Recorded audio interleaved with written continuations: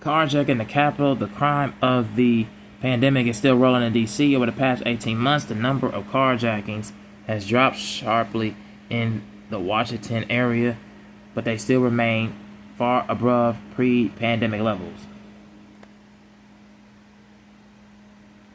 Just after 8 p.m., when Michael Waller was pulled up into his home in a well-do block near Capitol Hill in Washington, D.C., Waller, then 59, was glanced at his phone to check his email. Within seconds, two men appeared on the other side of his gray Mercedes, waving Glock handguns. The man on the passenger side opened the door and slammed his gun into Waller's right ear and scalp, knocking him out for a moment.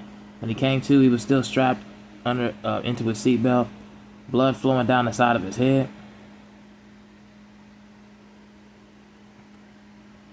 The gunman ordered him out of the car and commanded him to throw his phone into the bushes, and then began to drive away and pointed his gun at Waller and threatened to kill him on the spot. These guys knew what they were doing, and they were so smooth about it, said Waller, a defense and foreign policy strategist at the Center of Security Policy, a conservative think tank. They seemed like real professionals.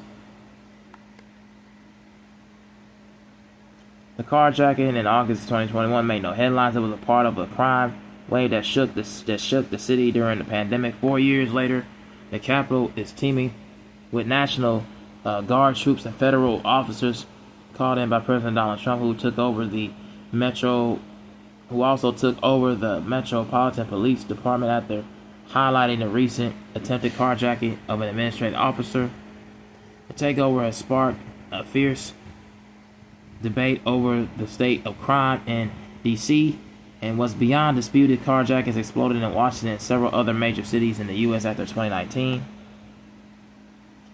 And particularly in a brutal crime, experts say this often causes lasting psychological damage. And while most types of crime that are surged during the pandemic have since dropped off, carjackings are one of the few that have remained well above pre-pandemic levels.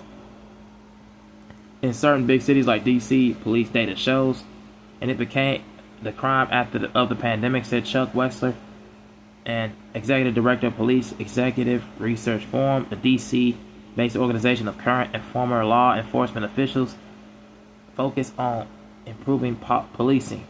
And the reason that you still have is because juveniles learn how to do it. That presents a lot of the challenges for the justice system.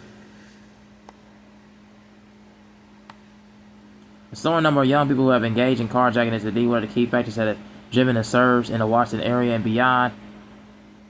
According to interviews with more than half a dozen police officials, criminologists, and youth advocates,